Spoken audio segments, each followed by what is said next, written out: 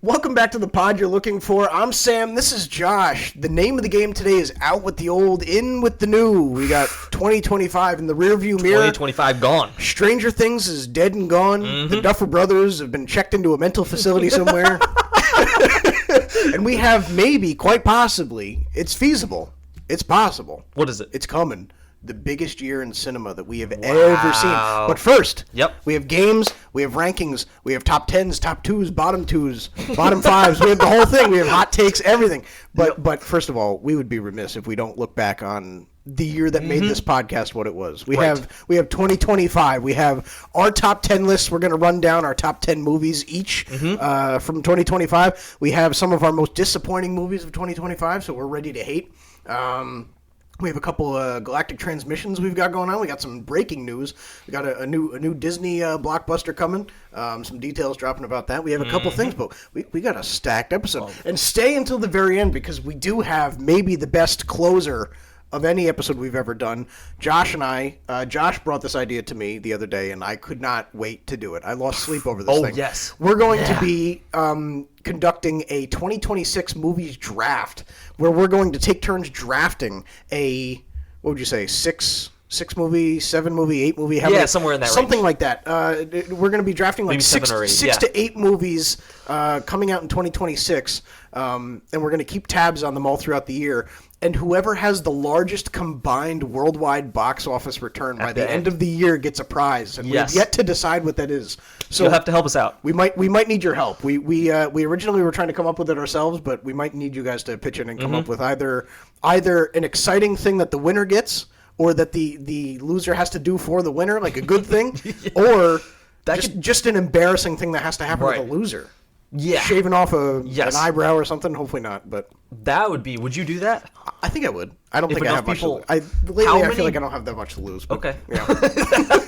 You're going to be married in a year. I'll be married by then, so it'll be too late. I don't know, man. She won't be able to cancel She's locked in. That's right. That's a good point. She's already locked in. As long as we do it right after the wedding. Yeah, that's what I'm saying, dude. Just wait Once until she's locked in, we're good. Yeah, so I wonder, that would be curious. So then I guess we have to wait until, right? Can we not really decide the winner until like February? Unfortunately, we're going to have to wait till the end of January. So really, this is like an 11-month thing. That's a good point. But, dude, again, we're going based on not quality, not movie quality. At the end of the day, the name of the game is box office result. Worldwide box office. So it's all that matters. So everything from Avengers Doomsday to Minions 3 is in the cards here. In the cards. It's all in play. That's right. So we'll have to see, dude, but... Yeah, we've got a loaded episode, so we do. Stick around the whole time. If we ever do merch, that's the thing we're doing. Loaded episode. Loaded episode. Absolute loaded episode. Chock full. That's right. On the back it says chock full. There are too many things this week, dude, that you and I talked about that we would be remiss if we didn't cover. I agree. There was a lot that we already had to discuss, but unfortunately, there's just too many big news pieces we have to get on. Huge. Walk us through. Unfortunately, something that I want to start with, just because I'm in some ways kind of sick of talking about it. I'm kind of done with talking about it. I don't know. I feel mixed about it. I don't even know if I agree with myself on the review we did last week, but I think we have to cover everything that's going on with right now the Duffer Brothers and the things that they're talking about. Can I ask something? If I begin to hate on the Duffer Brothers wearing a James Gunn shirt as well, do you think I'm just going to spontaneously combust in my chair? Okay. Allies uniting. Golly, dude. Do you think? Here's the question. Are the Duffer Brothers going to rip off the mask and it's both of them are just James Gunn? Just a John Carpenter's The Thing type James Gunn where he's morphed into two terrible people instead of just one. Ruined 2 universes. Oh my gosh, dude. Ruined 2. I see, hey, there's a pattern. I'm starting to pick it up. That's right. I will say, when have we ever seen the Duffer Brothers and James Gunn in the exact same room? That's a good point. Never have. Never. Absolutely never. The evidence is astounding. Crystal clear. So how are you feeling about this? Because, I mean, if Zip Your Lip was 2 people, it'd be the Duffer Brothers. Mm-hmm. Dude, I'll be honest. You and I both said on the podcast. Start with our initial reactions. We both said that there was a lot of things that we were kind of frowning upon, but we loved the core of what it was. Yes. Kind of looked past some of it. Kind of didn't. Kind of mixed on it all. Mm-hmm. Then the Duffer Brothers came out this week, and they had comments about literally everything from Demogorgon fatigue, apparently, is being a thing, to not even remembering things from their own show, it's just nuts. Not really having an explanation for certain other things. It was just all over the place. Duffer Brothers totally, like every gripe I had that I was like, I don't know how I feel about it, they made it a gripe and 10 times more. Yes. Like everything. I can't believe the things that they said. And did you see at the end of their whole long press tour thing? One of them said, "Oh, well, I'm sorry, I was sick, and I just kind of regret even doing it because clearly you guys can't, whatever." He said, "Cut me some slack." He said, I have a fever, I'm hungover." He goes, "Oh, I need you to cut me some slack. Don't even think about the things I just said in the last couple of days." Oh, okay, done. Okay, sure. Done. All right, of course, Sure. Of course. Just the creators doing your biggest thing you've ever done. Right. What upsets you the most about what's happening with Stranger Things? Because you made a great point. You said in one of the clips that we posted, you said, you know what, like, is the finale hit or miss? Yes, in certain areas. But ultimately, the show as a whole, now that you have that start to finish, you can look back at it as a completed product. The fact that Stranger Things over the course of 10 years has made us feel what we felt, you've been saying, the fact that Stranger Things has made us feel what we felt over 10 years, like, that kind of negates a lot of the gripes. Again, like you said, but then they come out, and it's like, I think I liked... We were talking briefly, and again, you and I, as always, try to withhold a lot of our strong opinions until we sit down so that we have stuff to talk about here and it's fresh.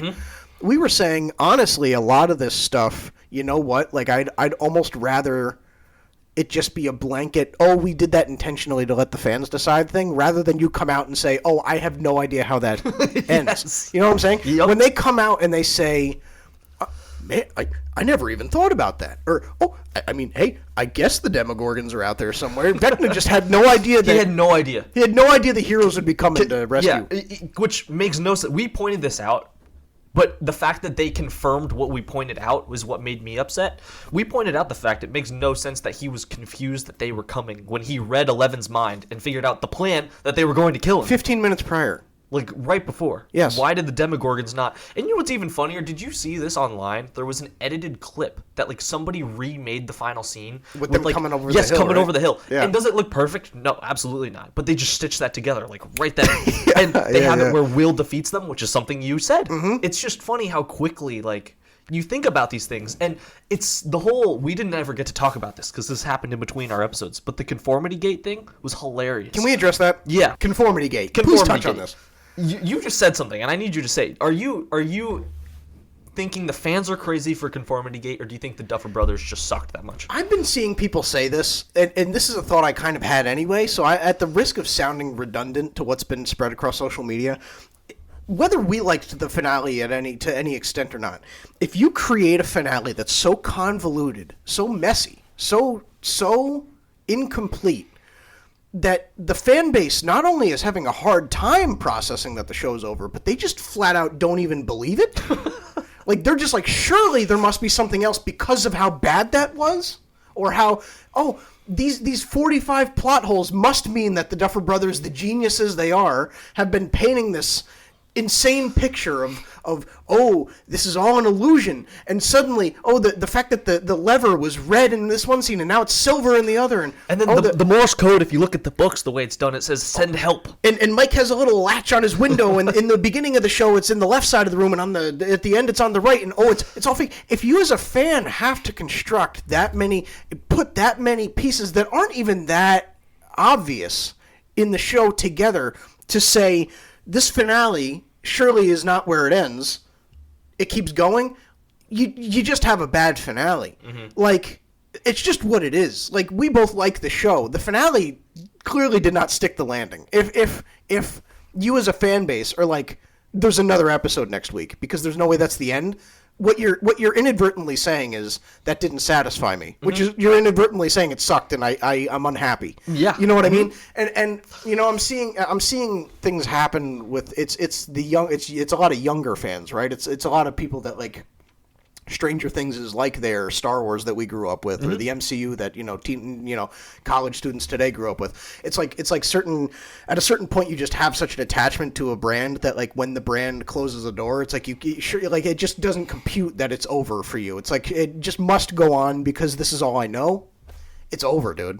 And like if the finale was so bad that you can't accept that, I almost feel I'm going to push back a little bit on what you're saying. Let me just say, please do. I want to be pushed back. Okay. Upon, but nothing I love to do more than push you back. I want to dog on the Duffer Brothers here in a little bit because I feel like it's on them for creating such a convoluted story that fans are in a position to put a passable argument together that the show's not over. Like, that's on the Duffer Brothers that they constructed such a sloppy story. Yep. But also, as a fan, realistic, man. Like, you just have to be honest with yourself. No, the show you're wrong. It's over. You're wrong. Like, you're wrong. delusional. You're wrong. You know what I mean? You are delusional. It's on the you Duffer actually Brothers. feel that. No, you're right and you're not right. Well, did you see the thing that Netflix crashed on the 7th at 8 p.m.? Yeah, so many delusional people. So many checking. delusional, ridiculous people. Here's the problem. If people actually were full-on expecting something, delusion, right? Come on, man. That's what I'm saying. But what I will stand with people in saying is that showed me that they wrote the finale so bad on two levels. That so many people cared and felt like there was no way it was that way. But also the ideas that people were presenting with Conformity Gate were like so much better than what we got. I was seeing people, like, I got into weeds with stuff. There was a night, I don't know if this happened. I texted you this, actually. I don't know if this happened to you at all.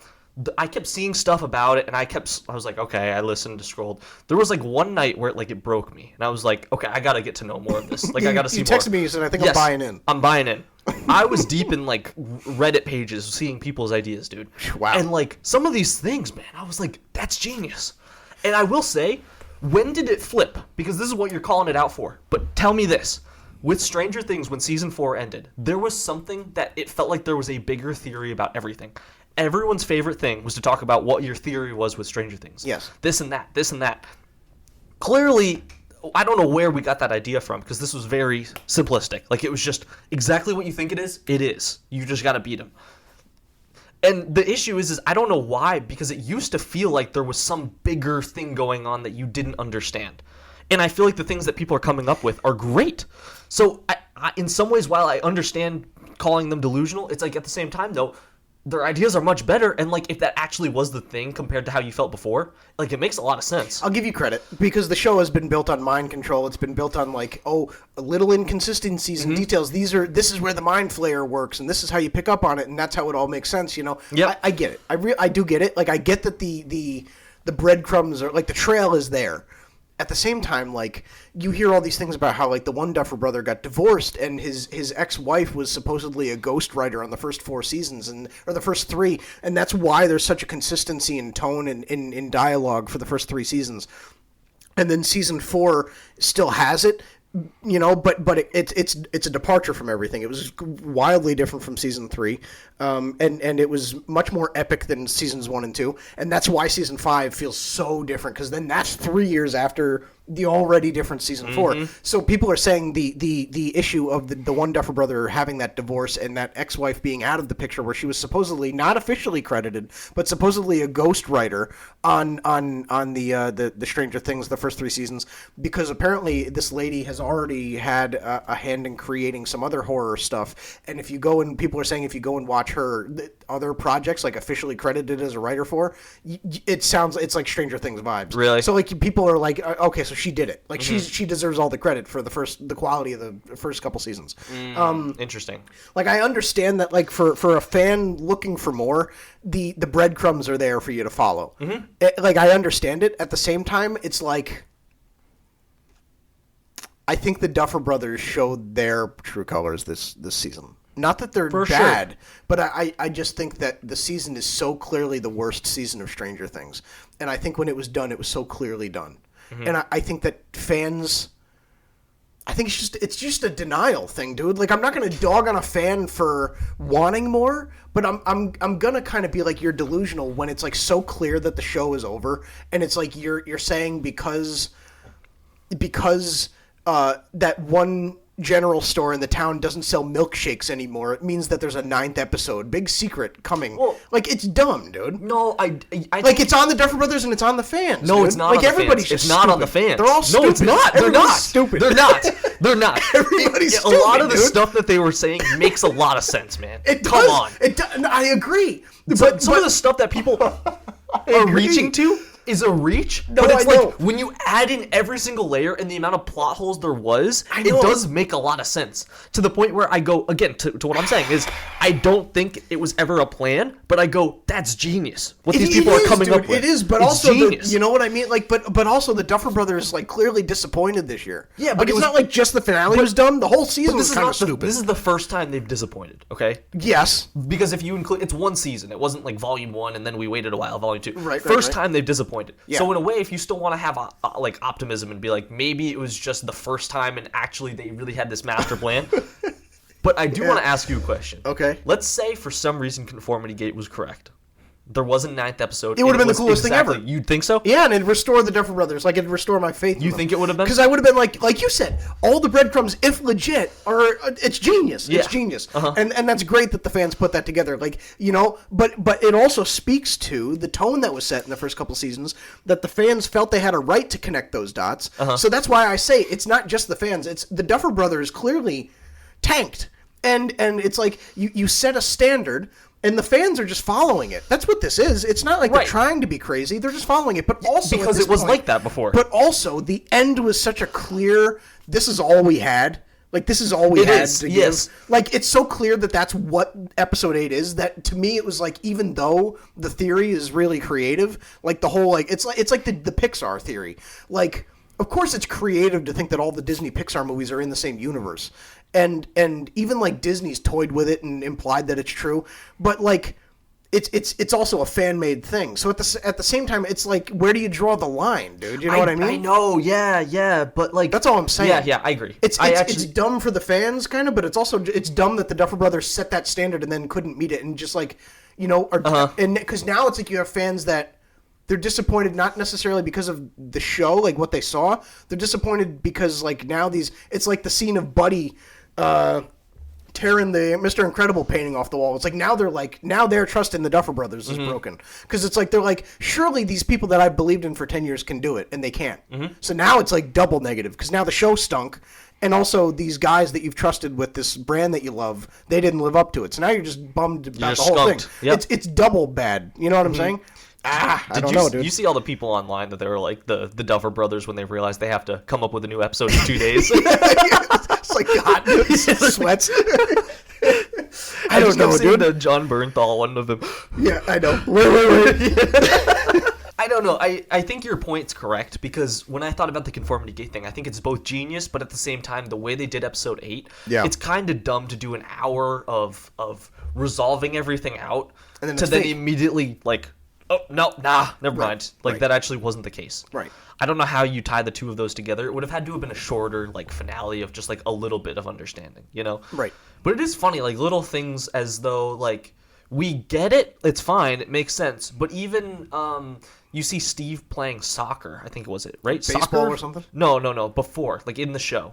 The thing he ever played on the swim team or something. It was some other sport. Yeah. And then he's a baseball basketball. coach. It was basketball. Yeah, Thank you. It was basketball. He plays basketball, but then he's coaching baseball, and we never saw that once. It's just little things where you're like, and those are the small things that I'm kind of like, all right, whatever, man. Right. I don't care. But some of the bigger things that people are pointing out, it's like, well, that's it. I'm totally in on that. Of course. Like, I'm all for the movie conspiracy thing. That's like all that anybody born like 2001 to 2007 has consumed on YouTube for 10 years. It's just like movie conspiracy. Surely what you see is not all that there is. Like, it's a great thing to think about. And I'm so glad too much credit. You made a great point, though. Like, you said it's a lose-lose, because if episode 9 comes out and retcons everything that just happened, you're going to have a whole subgroup of the fan base now that's ticked off because they didn't get the ending that they were actually satisfied with. Mm-hmm. So you're playing a game of tug-of-war that you can't win. Mm-hmm. You know what I mean? The rope's just going to snap. Yeah. I don't know. Yeah. What were you going to say? What were you going to say, though? That's where we disagree, though, about this whole point situation. Is just, I don't think it's a reach to think, hey, maybe the Duffer Brothers did have a bigger plan, because it always has felt that way up until right now. Yes. So that's fair. I think that it does make sense, where if you're like, maybe, just maybe, they have one last plan in them, last twist. And that's where the unfortunate reality of what we're seeing, that's where it lies. Because it's not on the fans for expecting more. It's the reality setting in that the Duffer Brothers really just had 3 years to prepare the Mona Lisa, and they gave us a Etch-a-Sketch drawing. Oh, yes. Can I shift a little, but tie it into both of this? Sure. This is what makes me nervous, man. When projects wait so long like this, you just build so much expectation for it. It almost creates like an impossible task for you. Yeah. Not that they were even close to that. I'm not trying to say that they were like set up for failure. They set themselves up for failure. But it becomes scary. And this is where it kind of, I'm going to merge them in a second, but it makes me nervous for something like Beyond the Spider-Verse. Is that crazy take? Like, no, I trust them, but I'm nervous, man, because we've built it so much because of how awesome Into was so, like, not surface level, but it was the intro. Across, like, built it up so big, but they didn't finish it, which almost is easier to do, and I'm nervous that they're not going to land the plane with it. You set a precedent when you keep pushing it back, like you said. It's like the further back it goes, okay, but the quality expectation goes higher. Yep. Because it's like, all right, surely this is taking forever because you're finding ways to make it better, not because you're just sitting here with your finger up your rear and scratching your head. You know what I'm saying? Do you ever do this in Christmas time or something, or when it's somebody's birthday? You say, "Oh shoot, I got you a gift, but it's just not here yet, right?" And maybe you did, maybe you didn't. But like if you didn't, like if you had just given them a card and a little gift card, that's fine. But now expectations shift. Now they're like, "What'd you get me?" You actually have to have gotten them something nice. Exactly. So then it's like it shifts, and it's just That's a great point. I'm nervous about that. But now I'm going to merge the two because as we talk about Miles Morales, have you seen the stuff that Caleb McLaughlin is doing? The second Stranger Things finished, he immediately was posting stuff, doing his spin jitsu and all sorts of stuff. How do you feel about that fan casting? Are you into that? Dude, I'm so I know into he it. said he's that's his dream role, so you're into it? You know what? I think if it's a big name, it has to be him. I think that if otherwise, just find somebody new. Are you somebody that like gets annoyed about the fact that he wouldn't have like any sort of like Latin root kind of Hispanic style to him? You know what? I'm not upset by it, but I don't even think I could speak from that. You know what I mean? Like What do you mean? I don't know what it would be like to, because there's plenty of black people, young black people that look up to Miles Morales because they see themselves in him. There's plenty of Latino people that like that do the same. Yeah. Because of that side of his character. So if you take that away, like I feel like I can't speak to that, but it doesn't. Yeah, in a way, it doesn't make sense though, because it's like if his parents are both that way, like how are you not? I think that it would be important to include both of those cultural backgrounds in whoever they cast. But if it, again, like we were just saying, if it has to be a big name, I feel like it has to be him. Yeah, I'm with that. Because, golly, dude, he'd be so perfect. He'd be so perfect. The only thing that makes me nervous is by the time he would get in the MCU, it's probably going to be at least 3 years, I would guess. And he's already 24. Right. So it's like, how long can you kind of push that off as him? Because I would prefer my Miles to be no later than 18. No later. And I'd say you probably want him like more 16-ish. Right, and it would be kind of funny after all the Stranger Things. They're right, and then immediately he goes back and he's actually younger than he was in Stranger Things. Plays a 16-year-old. Yeah. It would be interesting. I think if he right now Caleb McLaughlin has the beard going. I think if he shaved the beard, he looks just as young as he was 5 years ago. I think the Stranger Things kids kind of have all benefited from that. They don't look that old. It's just the reality that they are older than the people they're playing. Yeah. I don't know, dude. Yeah, it's interesting. How do you feel about that whole thing? Yeah. Do you feel like a stickler about the background? No, thing? I'm not a stickler about that. No, I just noticed that because a lot of people are. A lot of people are very strong and I get it. about that. I get it. Like there are some Latino, people or your young kids that resonate with that and they want to see that, and it's important to them, and that's why they fell in love with Miles in the first place. It's great. More power to them. Like I think I just mainly just from the standpoint of no dog in the fight. I'm just kind of like, hey, he just seems like a great actor, and it's kind of like if you had passed up Michael B. Jordan for Adonis Creed because you're looking for somebody who looks more like Carl Weathers. It's like, no, you need to do Michael B. Jordan because he's the guy. He's the guy. He's just flat out the guy. He puts you on the map. Exactly, dude. So I don't know. But I don't know. It would be cool. Do you see the people fan casting? I saw this online. I thought this was hilarious. You know Ashton Hall? Do you know that guy? The guy that blew up for the meme of like him like doing his getting ready videos where it was like him at 4 a.m. and like he jumping for have you ever seen this guy? Maybe. He's like ripped. He used to be a football player. Wow. Okay. So I guess this means nothing to I'm you, more of a face guy. If people are listening, what would you say? Maybe I'm more of a face guy. I don't know. Maybe I look him up. Yeah. Look him up and see if you've recognized him. But he blew up this past year just for like this big meme. Oh yes, he's the guy that runs. Yes. Okay. That guy. Yeah. I've seen people fan casting him as Miles' dad. And I was like, that would be hilarious. That'd be great, dude. He'd play the dad in Cloudy with a Chance of Meatballs. Yeah, he would. He would. Yeah. Or who is it? No, it's not the dad. It's the cop, right? No. Yes. Yeah. Which. Get back in there, Tyr, or whatever. Yeah. That would be funny. Yeah. That would be funny. Not the dad. Yeah, I don't know. Whatever he is, the police officer. What other news we got, dude? We have quite a few things. We've been milking the Stranger Things thing. So. I know. For everything it's worth. I mean, you have to. It's never going to be relevant. Hey, it's not going to be relevant until that Rock spinoff comes out. So we gotta. We gotta really milk this for all it's worth. I almost want to touch on that, but we have a couple like big casting news pieces that have broken. Okay. Unless you want to keep talking Stranger Things. Please. No. Clearly, we can. I'm good to. Let's leave that in the past. 2025, that part is gone. Goodbye. We have Sebastian Stan officially cast as Two-Face in the Batman Part 2.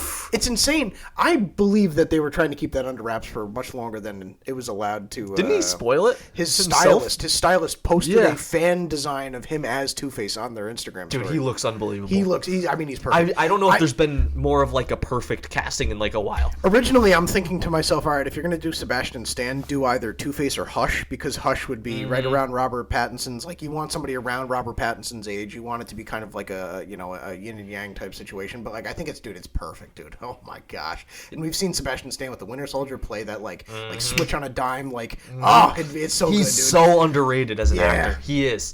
He's going to be perfect for this role because it's literally the role he just did. That's what I'm saying. That flip. Oh, man. It's going to be awesome. It's going to be so good. And I hope that they start him out. I hope we actually see him for quite a while as Harvey Dent. Because I think he can be so convincing. Yes. And it's interesting, too, that now the role he's playing in the MCU is a bit more of that politician side where you're like, this is going to fit so well. Tease. I feel like everything we're about to see. He's done everything he needs to do for this. His resume is basically his time in the MCU. That's gonna be great, dude. We still don't officially know what Scarlett Johansson's character is. I've heard theories that... There's a couple. That even she might be playing a bigger role than he is, and I don't even know how that works. Yeah, I guess we'll have to see. There's a couple different options, but we won't speak to that until it's definitive, I guess. But we also have our live-action Tangled cast. We have a couple heavily rumored that I honestly hope happens. Okay. We have. I think it's confirmed. Oh, really? Yeah. You're talking Mother Gothel? Oh no. We have no. Well, we have our official Rapunzel in the live-action Tangled in production this year. We have Tegan Croft as Rapunzel. She's kind of a newcomer, relatively newcomer. I think she might be in a couple small movies and TV shows and stuff, but nothing amazing. This is her breakout. Like McKenna Grace, like a year and a half ago. Yes, exactly. We have Milo Manheim as Flynn Rider. Great, honestly, great casting. I haven't seen much of what he's in, but just seeing him just kind of out and about in the actor space, I think he the way he kind of carries himself, I think perfect for the role. His voice even kind of sounds quite a lot like him. He reminds me of Ross from Friends. I think he just kind of has that vibe, you know. Yep. The soft-spoken kind of savant type. And then heavily rumored as Mother Gothel for a while. It's actually been, funny enough, Scarlett Johansson. Which I think could be good. That's not who I'd seen. However, heavily rumored to be the actual pick, Catherine Hahn. Yes, which I'm totally with. So Mother Gothel, heavily rumored. I probably won't clip this for us until it's official. But we got Catherine Hahn rumored as Mother Gothel, which, dude, I mean, to give credit where credit is due, I don't think you or myself like Agatha All very much at all. But she's like perfect for what that is. Right. After seeing her in that, it's like, golly, it's not her fault. That'd be so sick. It's not her fault. No. About Agatha. No, she's a great actress. I think she's fun. Right. Yeah, very charismatic. For all the hate that I'm willing to give live action adaptations of famous cartoons, I think this has the potential to be up there, dude. I love Tangled is awesome. Do you think this kind of heals the problems we've had recently where people have been annoyed about some of the casting decisions we've had? It's definitely probably the best live action casting job that Disney's done since Beauty and the Beast. Can I also tell you something? Can I tell you something honestly? Sure. I saw all the reports about this. I just don't care. Is that awful? No, I think that I think what do I need to do to care? See it. Okay. I think it's one of those things. I remember thinking the Aladdin hate was justified, and then I went and saw the live action in Aladdin, thinking like Will Smith is going to stink up the room as the genie and this and that. Right. And it was great. I had a blast. Did you? And I actually never saw it. It's not in my top 100. I don't think I gave it, more than an 8 out of 10. Top 1,000. Top 1,000 club. It clears the top 1,000. Snuck its way in there. Bursting into the top 1,000. But it's great. It is great. These Disney live action films have that tricky, impossible dilemma where no matter how good they are, they can never be better than what they're inspired by. They can only be worse. And so when you're doing this, it's so clearly a cash grab that it's like, you know what? Just keep it close to the magic of the original, and let me and my family go there and sit down and feel like we just had that same experience for the first time again. That's all you can ask for. You know what clearly I mean? it worked with Lilo and Stitch. So right. That's exactly it. It's not like, can you be better than the first? It's can you remind me of why I love the first adaptation so much? And I think that this has the potential. Yeah. Give me a reason to see something else. I can't wait to see Vin Diesel as Pascal, the chameleon. Change the game. Change the game. Talking about changing the game. The game was just changed because Star Wars just had a total shift in leadership. As Kathleen Kennedy. Goodbye. Get her out of there. Goodbye. We got two co-CEOs. It's Dave Filoni is back, obviously, now co-CEO. And Lewin Brennan, I've actually never heard of him. I don't know if that makes me casual for not knowing him. Wait. I'm not even asking this to be funny. Is it a man or a woman? I don't know. Lewin? I have no idea. I think it's a man. Should we look this up? Yeah. Let's do this. Are we doing this live on the... Yeah. Lewin Brennan. Let's see. It's a woman. I'm really glad we collected that. I'm glad, dude. That's why there's two hosts instead of one. Anyway, wow. So Dave Filoni and Lewin Brennan. Yes. So new leaders of Lucasfilm now, co-CEOs. Dave Filoni. What is this like set in like official? Like Kathleen Kennedy's out, or is this happening? Or co-presidents, not CEOs. I don't know why I'm saying that. I think it's pretty official. Yeah, I think it's happening. Dude? Yeah, I saw like every big outlet tweeting it. So wow, this was like Variety and all those types of things. Can I ask, and you can speak on this for as long as you very well please. Where are you at with Dave Filoni right now? Oh man, I'll be honest. Stock was 9 out of 10. Yep. And then Ahsoka came out, and it dropped to like a 6.5 to 7 out of 10. Okay. I'd really trust him. And I think, unfortunately, he hasn't been given enough runway to do everything in his idea. And I think that's hurt him. I think he's been able to collaborate with people where he can direct an episode, but he hasn't gotten the full ability to just run it. And I do think he's genius with some of the stuff he does. And I know people complain all the time about how he kind of can go back on some of the decisions that have been made previously. But honestly, every time he does, I'm usually like, I like that better. So, I don't know. If you're going to keep doing this, I would rather you do that. Yeah. I mean, some of the stuff, everything he's done animated-wise, he is top of the notch. He's the man. Like, he's the guy. Mm-hmm. It's really just the Ahsoka. It's just some of the dialogue in Ahsoka. Is that crazy? Yep. It just felt a little Duffer Brother-like, a little bit. A little bit of that weak sister. And the weak sauce. And the stuff with Sabine, it was that weird thing. Yeah. Like you said, Duffer Brothers of like, do you know your own character? Yeah. Do you understand how this went? Yeah. So that made me nervous. Yeah. But I know a lot of that's been a little bit kind of convoluted of who's doing what. Right. It's been easy to hate on Dave Filoni, but also it's been hard to tell what's Dave Filoni and what's everybody exactly. else. Yeah, exactly. So I guess you can't even say whether you're hyped or not. Yes, with a group project. You see. Yeah, but it's like when I go back to his previous body of work, you just concede like he kind of like excelled and shined with what he did. Yeah. I'm good with it. We needed something different. So, sure. And I'd say you don't want to like completely like, I don't know, scorched earth go. So if Kathleen Kennedy's out, I'd rather him probably be leadership now, especially if it's not just him, right? What could really seriously like off rip rope you back into Star Wars? What project could Dave Filoni step up on the Comic-Con stage this summer and say, "This is happening," and you're just like, "You got me."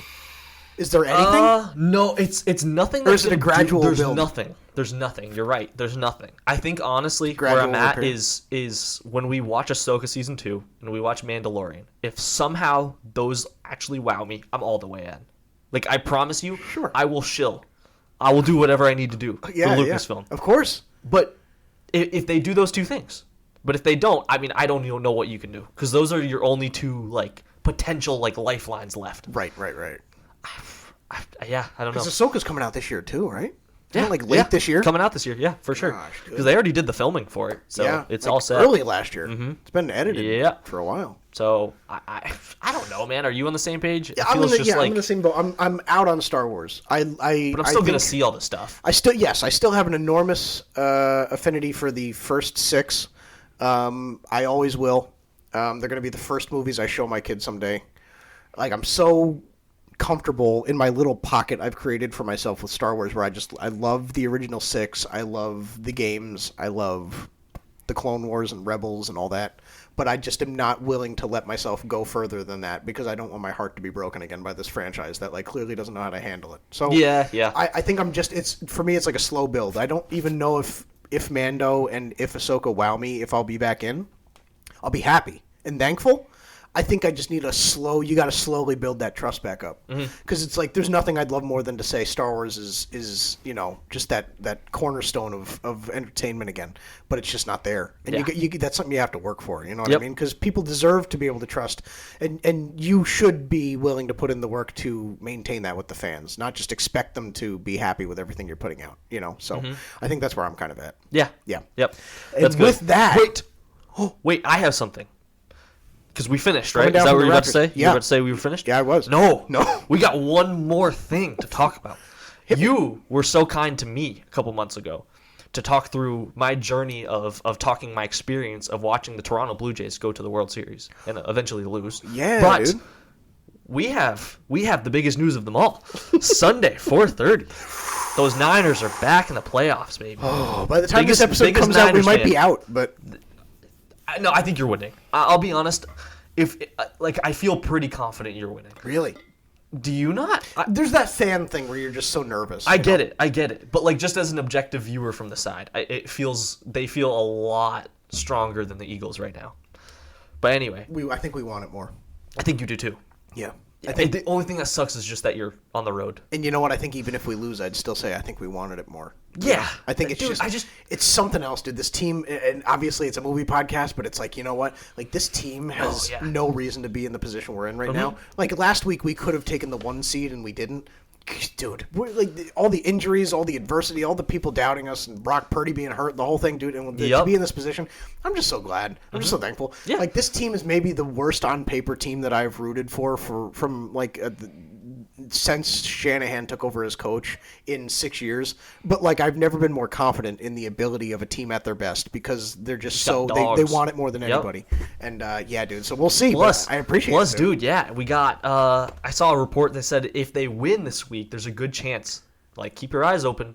Fred Warner might be back. He might be back. The man. He's gonna walk out of the tunnel like Vecna. You're gonna hear a chime. But they're gonna kill him in 2 seconds. You're gonna hear a chime, and he's gonna. I hope they win, man. I really do. I do too. I'm excited. Of course, but it's one of those things where it's like even if they don't, it's like the season that we just had surprised me so much. I'm happy. Yeah, it's just one of those happy seasons. I will stand by this take that I think baseball is a lot more fun as your team watching it go through, but football, just watching it in general, the playoffs is so much fun. You can enjoy anybody. It's so easy. This weekend's just gonna rock because it's like everything happens then. Everything gets decided. It's not like you have to wait a week and a half to be able to tell if they went to Game 7 who actually won. I agree. Yeah, I'll tell you what. I picked a bad time to wean myself off of snacks and stuff because you might have to wean yourself right back on. Well, I started that 75 hard diet, and I made the point to my fiance. I was like, I will make exceptions for this. I'll make an exception for your birthday, for our anniversary, and for if the 49ers make the Super Bowl. But now I'm like, hey, if we beat the Eagles in their home turf, we might have to pull the buffalo chicken to battle. Oh, you know what I'm saying? Some punch, maybe. Punch it up. Punch me. Okay. News out the way. The 45 minutes in, the moment you've all been waiting for. Is it really 45? Yeah, we're at 43 minutes. Oh my gosh, dude. It's crazy, dude. You and I always do this, man, and I wonder what people think, but every time, dude, I swear to you, when you and I planned this episode, we were thinking, all right, we're doing 2025 movies, that's pretty much it. Dude, and all of a sudden, here we are, 45 minutes in. We're through this week's news. Well, there was a lot to talk about. There was a lot to talk about, and I do feel like we had to get the Stranger Things thing on the record. I think so. And if two guys are vibing, what are you gonna do? How are you gonna mess with two guys in their vibe? You can't. No. So you and I are both gonna go through. I think we're gonna each do separately. If you want to start, or maybe I don't know what you're feeling. If you're feeling energized, if you feel confident in your list. We're going to give a few honorable mentions and then take us through our top 10 of the year. And we're going to kind of briefly do it with brief recaps for each pick, and then kind of dive deeper into it. Right? After, and we can kind of debate a little bit there. Sure. At the end, I might just read through my whole list. I might just real quick read through them all. That's fine. And then we're just going to kind of break some things down, talk about that. We'll do kind of talking about next year, and then do our draft. So that's the game plan. So I say, you want to kick things off here? You want to start with your honorable mentions and your top 10? All right. So, I'm so excited about this, dude. I'm serious. I've been losing sleep over this. I'm really excited for this. Yeah, because this is like we talk and we record and we talk about one movie at a time. This is everything that we've ever recorded on the podcast together in one episode. It's awesome. It's cool. It's really cool. And the thing is you and I talked back in June, I think, right after we had seen something, and we said, I think we should actually keep our list private for each other, so that when we come to January, and here we are. Yeah. And it's funny, even when we said that, I was thinking to myself, do you think who knows what happens? Do you think we'll even make it there and stuff? Dude, here we are. Here we are. Look at us, man. So, starting out my list, how many honorable mentions should I do? 3? 5? I'll do 3 because I'll read my list. I wrote 5 because I can't three. help myself. Do you want to kind of start off? My top 10 or something like that. Yeah. All right, my top 10 movies of 2025. All right, starting out with 3 honorable mentions. First, I'm going to start with K-pop. Demon Hunters, honestly. Wow, I really thought that would be I know. I really wanted to include it in the top 10, but I liked so many of the other things so much more. I wanted so badly to put it up there. I really did. But it has to be an honorable mention. It was just missing out. Okay? So it was right there. I'm also going to include Frankenstein, which was the Netflix project. Yeah. Very good stuff. Not a movie I would exactly want to go back and rewatch. Not a movie I even would say I loved, but it was definitely one that you could appreciate and admire for what it was. So then jumping in my last honorable mention, I've got Roofman. This was the Channing Tatum one with Kirsten Dunst as well. Dude, blew me away. No kidding. I was actually so surprised. It was one, watching it, it was advertised to me as a comedy. Like, it was, well, to everyone. But to me, I didn't even realize what it was about. True story. Just really cool, really moving too. Like, honestly, you felt so bad by the end of it. You were like, man, I feel crushed. Wow. Like, just seeing what I saw. It was really good. Maybe I'll check it out. That was my number 11. So then breaking into my top 10, maybe a little recency. I don't think so. We've got Avatar: Fire and Ash, number 10. Very good. Would be much higher if Way of Water didn't exist. Honestly, it was mostly just the repetitiveness for me that killed it. I still loved being able to see this in theater. It's a fantastic movie. In some regards, it's more just the fact that I saw a lot of it before. So it's hard for me to put it above all these things that feel very fresh to me. So again, this is a big list, and it's hard to have it go higher, but that's my number 10. Number 9, got another November one. I've got Zootopia 2. So really, again, just talking about ones that surprised you. This one blew me away too. I think I had said to you based on the trailers, I wasn't expecting much at all. And I liked how they made it feel very different. They made it feel like it was something that needed to be told. And it was just really funny. Like, I had a really good time seeing this one. So that's my number 9. Number 8, I've got F1. Again, really good movie. I mean, it's just top to bottom. I love Brad Pitt. He's fantastic in this movie. The ending when it's like, what is he doing? He's flying. Like, that whole scene was awesome. Peak. I've heard a lot of people that are actual F1 fans gripe about it, which is kind of funny. And some of the things, like him repeatedly going back in and like disrupting the situation, feels a little dumb to me, because it's like, how can he just keep doing this and people not realize, like, okay, this guy's just intentionally trying to sabotage a little bit. And they even say in the movie, he's going to get penalized, and then nothing happens. Yeah. And it feels a little dumb, but it's just a fun movie. It's really good. And for it being as long as it is, it's really quick, if that makes sense. Which is good and very impressive. Number 7, this one might be a little bit of a reach for me, but it's Mission Impossible: Final Reckoning. It was the first movie you and I got to cover, so a very special thing. We got to watch it together in theater, and I will never forget how awesome some of those moments are. I got to rewatch it recently. The movie definitely drags a lot. There's a lot of things that don't need to be in there. There's a ton of just like plot dumping, where it's just like, here's everything that's going on. Let me tell you the 5th time over about all this stuff. It's very much like this. This is definitely the one I'm sneaking the most as far as it not being as good as these other movies, but I just loved it so much in the ending. Love Tom Cruise. Great for number 7. Number 6, I've got another Netflix movie. I've got Train Dreams. Really liked this. I saw a couple people review it, and I hadn't really heard of it. Watched it myself. Man, it's one of those movies. It's, again, like, there is not directly like a thing that happens or some big story. It's just kind of following a man's life. But man, it like makes you, it totally gets you in your feels. So I know you definitely like that movie, so that'll be interesting. But very good. Number 5, I've got Sinners. Just crazy. Arguably for me, could be one in terms of saying it's the best movie. Again, this is favorite. All favorites. So it was so well done. It was stylistically the best this year. easily. Michael B. Jordan's great. The cast is great. The idea is fun. The way they mix this vibe that you get to like a horror genre is very good. Would have loved to. I didn't get to see this one in theaters, and I think that might have hindered my opinion a little bit. So would have loved to have seen that. Number 4, I've got Wake Up Dead Man, the Knives Out story. Really like this one. You and I just recently touched on this, so I'm not going to say too much again. But really good. Love the way that they tied in religion to it. Didn't make it like a disrespect thing, and also it was just a lot of fun. So really like that one. Number 3, this is where I'm going to get total flack for the next 3. But number 3, I've got Superman. As much as we joke, you've got your James Gunn shirt on right now. It was a lot of fun. I can't tell you how much I enjoyed just being in the theater. Some of the moments I got complete chills from. We've talked about it a bunch. But like, as much as there are so many down moments, the feelings you got from it were just so good. Yeah. So good. Yeah.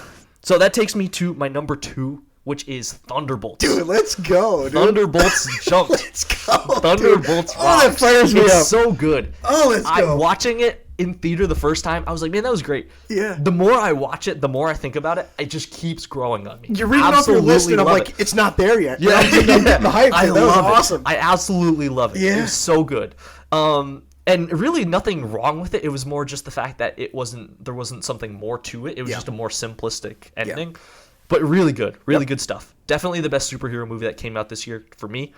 Number 1, I know it's going to sound like recency bias. I've got Marty Supreme. Let's go, I freaking loved it. Let's go, Holy cow. Awesome. Going into theater, man, like every time, there's been a little something with every movie I've watched this whole year. Yep. There's always something that I have a little bit of a gripe with.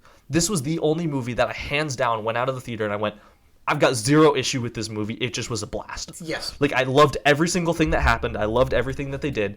It was so good. Awesome. Hands down, best that I felt like, and I don't even feel like any sort of conflict about that. That was just 100%. That's my top 10. I love it, dude. Boom. What do you think? Oh, that's sick, dude. Dude, I'm so hyped about that Marty Supreme and the Thunderbolts placement. Really? That was sick. Okay. Yeah, that was great. Okay. I'm so excited about okay, that. Good. Yeah, that was good. a great I'm list, glad. dude. You're okay with the list? Yes. We have a very similar list, okay, actually. good. Drastically different order in certain areas. Okay. But that's good. We that's have good. very that similar... can open for some debate. Yeah, very similar good. stuff. Dude, that is sweet. All right, let me run through mine, and then I'll kind of give my recap, same thing, and then we'll kind of expand. All right, my official top 10 movies of 2025 with a couple honorable mentions. Let's go.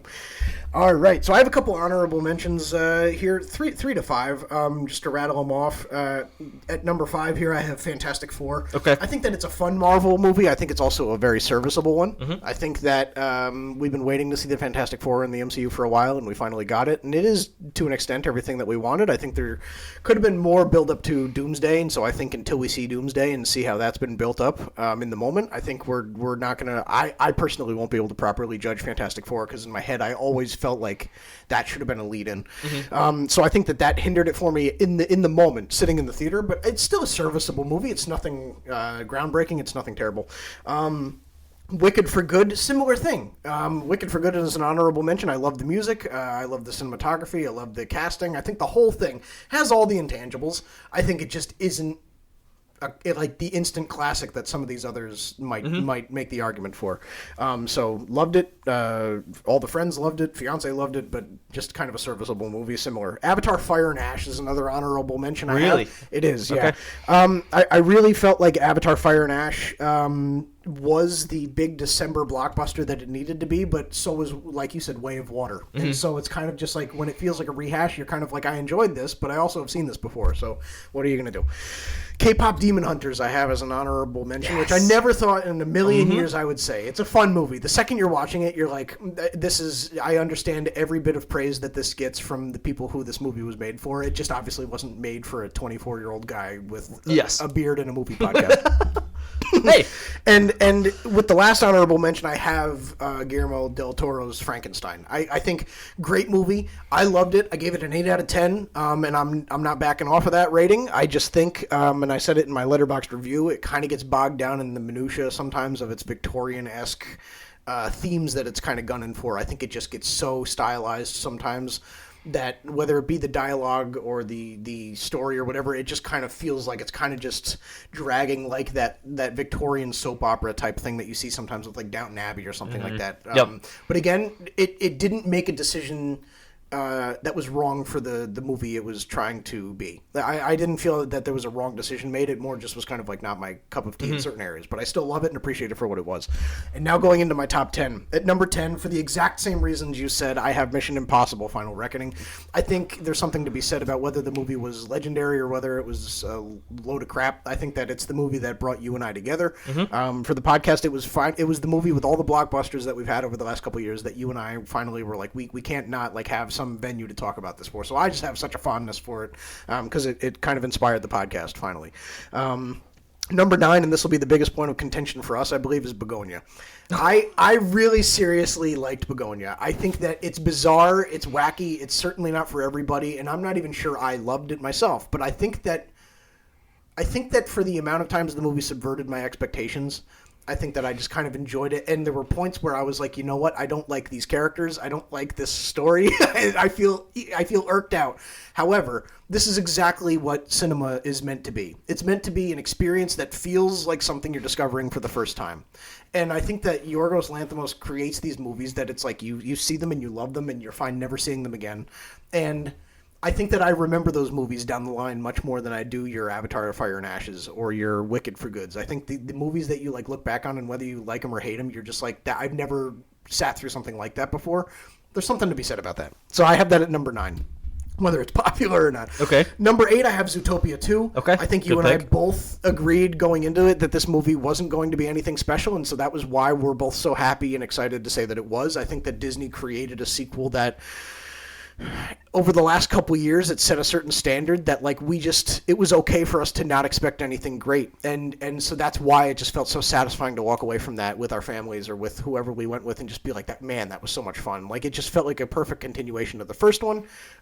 It just felt like it was not groundbreaking storytelling from Disney, but it was just exactly the type of Disney storytelling that makes Disney that childhood staple, where you just trust them to put out a movie that feels magical, feels innocent, feels fun, nonstop, and it had all the Disney intangibles, so I have to put it up there.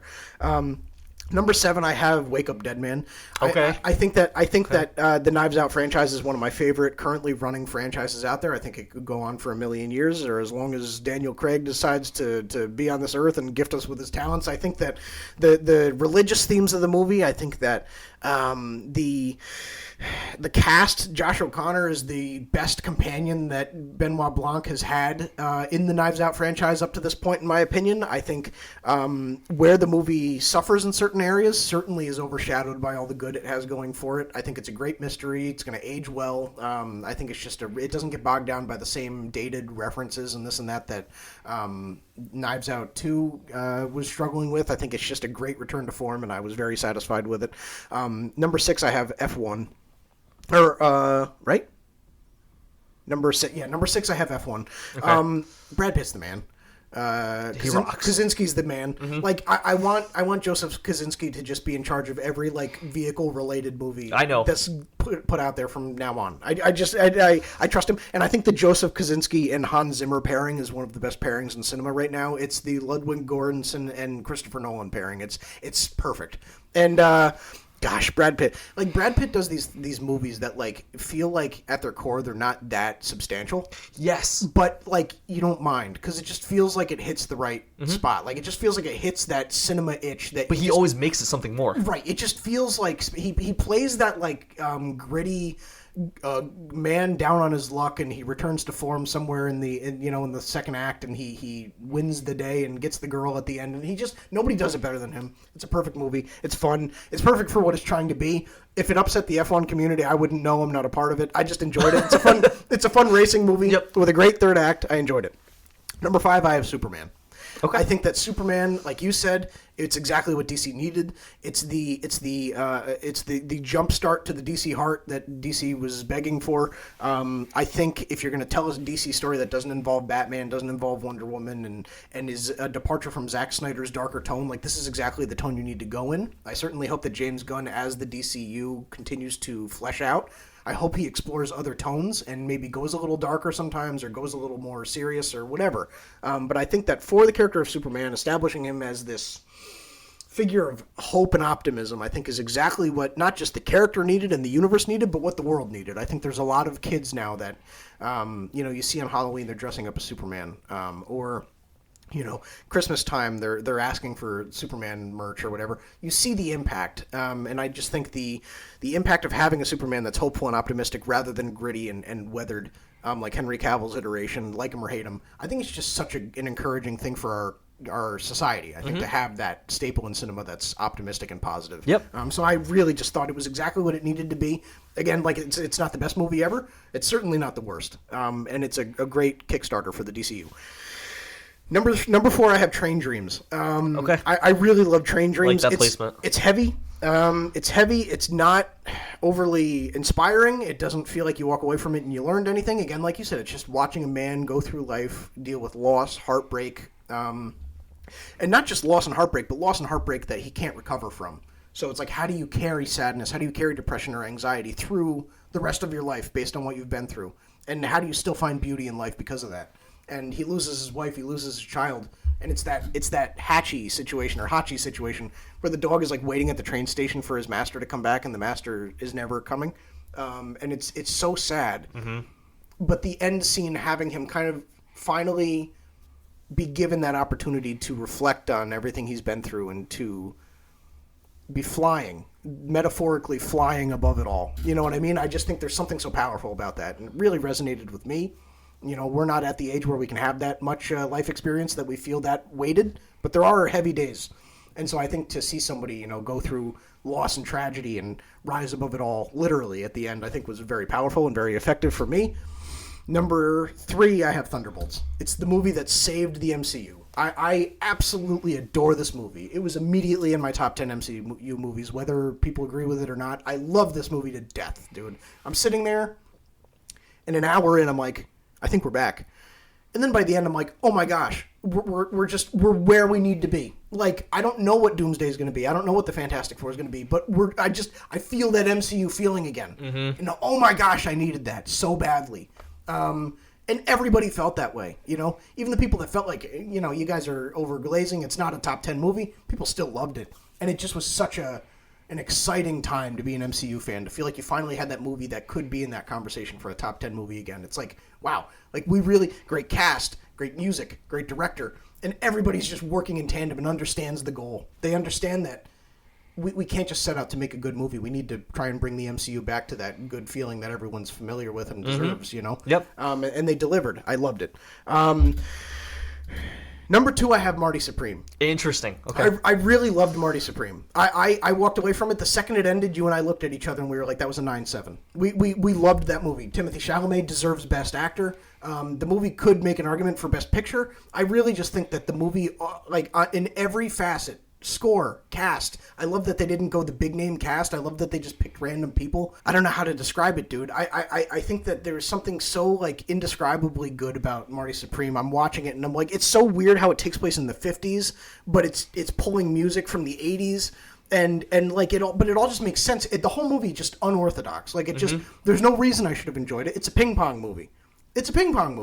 And the actors and Timothée Chalamet's character spends the entire time arrogantly running through his life, saying he's the best and believing it, and pushing all of his loved ones away because he feels that his dream supersedes his love for his family, his friends, his whatever.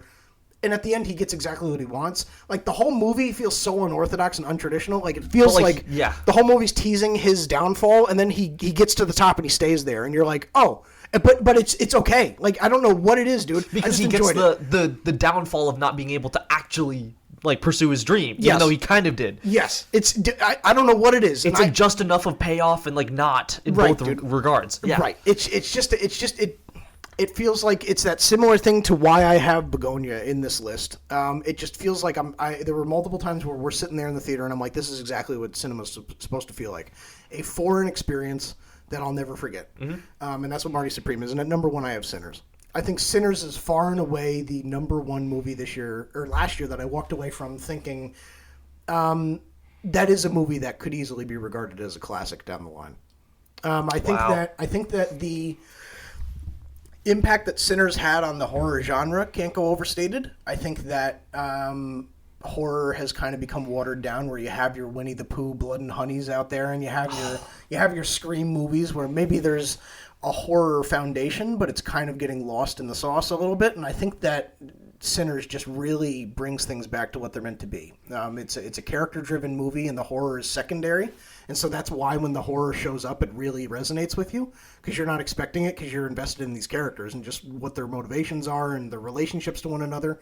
I just feel like Sinners, the music, all original, all creative, all groundbreaking. The whole movie, cinematography, Ryan Coogler, I think this easily cemented Ryan Coogler for me as a director that in the same realm as Christopher Nolan, Denis Villeneuve, that you find out he has a movie coming out and you just need it to be, you need to be sat. You can't go to work and have it be a situation where you're the one guy not talking about the new Ryan Coogler movie. Like, I just think and I think Michael B. Jordan, I would hope if Timothée Chalamet doesn't get the Oscar, I would hope it'd be Michael B. Jordan. Just playing two different characters and it actually feeling like it's a legitimate, tangible relationship between two brothers rather than... That's so impressive. Rather than him Disney Channel style just acting to himself. Everything about the movie, I can't really give it like a perfect synopsis. I think that I had to sit with it for a while. And again, I wish we saw it in IMAX. I didn't see it in theaters either. I really just, I loved the movie. I thought it changed the game, dude. And I thought it's the one movie I walked away from this year feeling like that's the most instant classic-esque movie of this year. So there's my top 10. There's my top 10 with my honorary mentions. So love it, dude. There we go, dude. Love it. I actually really do like the list overall. It was honestly, I think what we just had stylistically like different preferences, you know? Mm-hmm. I think you're right with more. If we were going what's the best movie, I think your list is better than mine, for sure.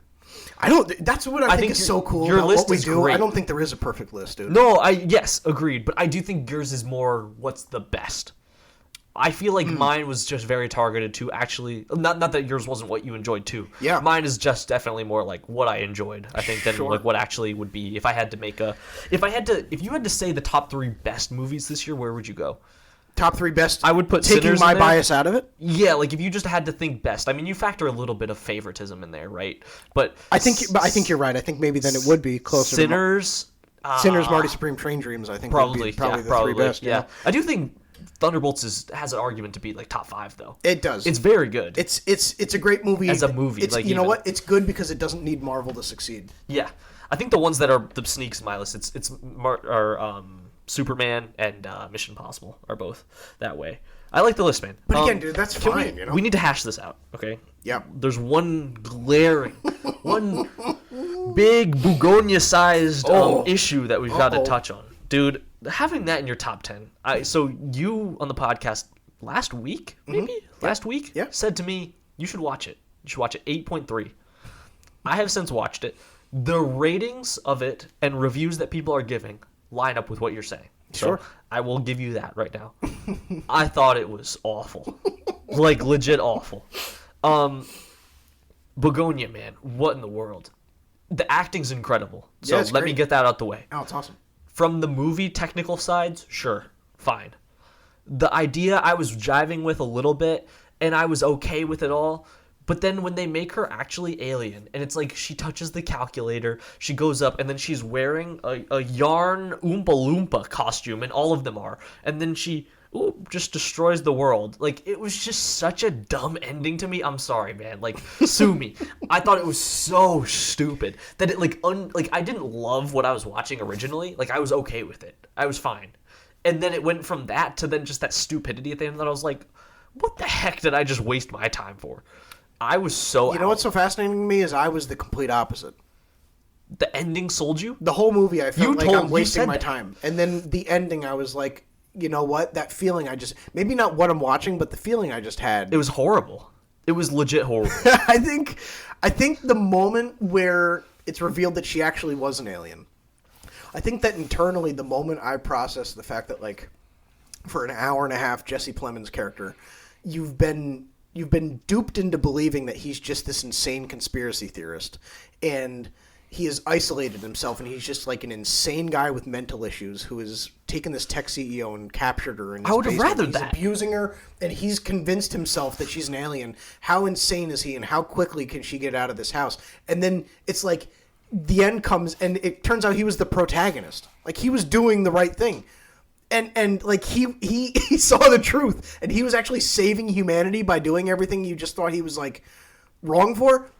To me, it was like the switch flip. To me, again, that's, I feel like, what cinema is supposed to be. It's supposed to be that experience. I agree with you there. I agree. I guess it's more the execution of how it was done. I think it was stupid. Sure. I will say... I'm okay with the idea. Like, the idea just written out is good. I will say, you texted me after you saw it. You were like, I saw it, and you said something like it was like a 4-star, and then I was like, really? And you were like, yeah, it might even be higher. And then I looked at your Letterboxd, and as I saw your 1-star review, you sent me your 1-star review, and we were just laughing. I think there was a part of me that was like, that was actually awesome. I did enjoy it. I think there was a part of me that was like, I'm also laughing at the fact that like Emma Stone is, go deep dab door, and she's doing all these like alien things, and I'm just imagining you like. It just drives me nuts when people Eyes crossed. And I love Emma Stone, so she's the one that gets away with it. Okay, she can get away with it, but it drives me nuts when actors like her are like, no, I'm not gonna do that big name movie because I've got to do these very like creative niche things that are so unique. Yeah. And it's like another one of those where it was like the score, it's just all very awkward. It was like intentionally that way. Yes. And it's like, I get it's like, oh, it's unique, it's different, but it's like same thing with One Battle After Another, where you're like, I can't wait to talk about that at some point. Yeah. Which, should we get into this? Honestly, you know what? I feel like we talked about our top 10s enough. I think we just go into it, right? What do you think? Of what? Of our lists? Like, just reading off of our list? Kind of are going into our, like, I was originally thinking we'd be going back and forth, taking our list one by one, but I feel like... Yeah, I feel good about that. No, I feel good about that. Unless you want to. Can I read you my full 50? Top 50? Please do. This is crazy. Okay, so dude, I ended up hitting 50 this year. So I hit 50, so I'm very happy about that. All exclusively released between January and December of 25. Yes, that's 2025. There was only like a couple that were like really, really niche. Specifically one that you'll hear. But worst movie of this year. Take a clap. War of the Worlds. Ice Cube's War of the Worlds and my number 50 slot. Wow. This is and I'm gonna try and section these from like garbage to like pretty bad, mid, good, insane. Okay. Just, like, I'm gonna give you 5. Yeah. I'll speed run this. Okay. And I'll just tell you when I'm breaking. I can't even believe you got War of the Worlds there. Got Flight Risk at 49. My Secret Santa next. I've got got Love Hurts. Okay. I've got Playdate. I don't know if you saw this. This is the Kevin James one. No, I didn't see Playdate. Happy Gilmore 2 is next. Snow White. The Electric State, the Russo brothers, absolutely having I forgot terrible those were 25, trash. dude. Absolute trash. Sorry, Baby.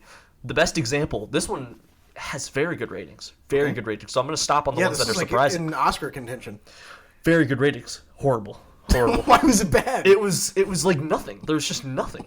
Like it was stupid. Okay. Next, and I'm sorry, Patrick. I hope you're listening, but Five Nights at Freddy's 2. What are we doing? Why are people gaslighting me and acting like this was good? Like, you know what's interesting? You know what made me feel better? Mm-hmm. We watched some people online that like really overglazed certain things, and they all trashed on it, and I felt very validated when I saw that. And it's bad. 40. I've got Regretting You. Oh my gosh. 30. Oh, yes. Oh, you heard me last week. 39. I've got Map That Leads to You. That's the Madeline Klein one. Very bad. Hey. Still very bad. We're still in the very bad. Then I've got Novocaine. I don't know if you saw that. Quaid? Yep, Jack Quaid. Then I've got Tron Ares. Tron Ares in the 37. Then guess 36? Begonia. That's crazy. The 36 is nuts, dude. Just a step above Tron Ares. Oh my gosh, dude. So then we've got that. Then I go to, this is where it starts to get a bit more like I'm okay with these movies. Sure. Materialist is in the 35. Yep. I've got I Know You Did Last Summer. Then I've got 33 Until Dawn. 32 Mickey 17. 31 One Battle After Another. Which is followed up by, which this is hilarious. Begonia was better than One Battle After Another. No. Are you serious? Yeah. The car scene was much better.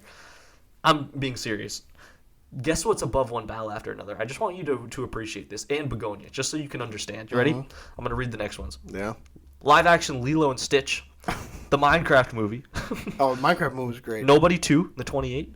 I've got Captain America in the 27. Heads of State, which was the John Cena, Idris Elba one. Yeah. Weapons in 25.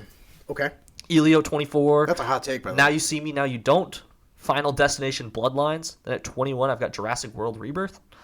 20, Freakier Friday. 19, Warfare, which I know we both like. This is where Warfare and Up, the top 19, I like. These are good movies. Yeah. 18, I've got Smashing Machine. 17, Naked Gun. 16, Fantastic Four. 15 Wicked, 14 Long Walk.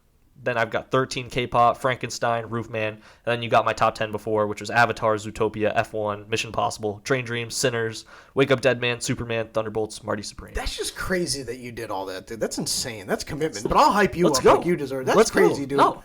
That 50 movies you just watched We hit for them. 2025 alone. My Secret Santa. And I'll say it. This honestly, my Secret Santa. I can't even believe that. I don't even know what that is. Do you know what's funny? You could tell me that's a fake movie, and I'd be like, sure. I don't even know. You know what happened with that one? What is I it? told you I wanted to hit 50, and randomly one time my mom puts on this like really stupid chick flick, Hallmark? My Secret Santa, on Netflix, and I see it says 2025, and we watched it.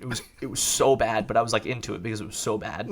So I rated it on Letterboxd, and then I was like, I should put it in. So I put it in as a joke, and then I ended up hitting 49 without it. I was like, all right. So you had to just. I had to put it in so I could fair. hit the 50 because I originally planned to watch more this week, but just didn't get to it. That's so, wild, dude.